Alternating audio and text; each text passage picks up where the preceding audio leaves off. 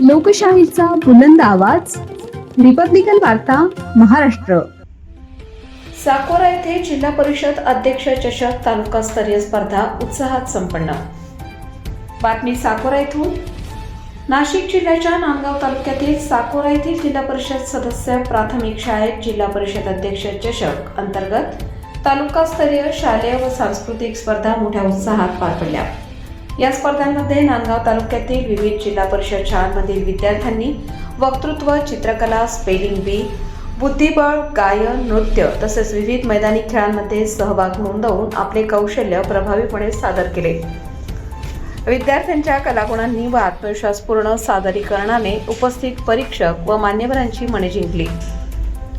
ग्रामीण भागातील विद्यार्थ्यांमधील सुप्त गुणांना वाव मिळून त्यांचा आत्मविश्वास वाढतो, असे मत यावेळी उपस्थित मान्यवरांनी व्यक्त केले.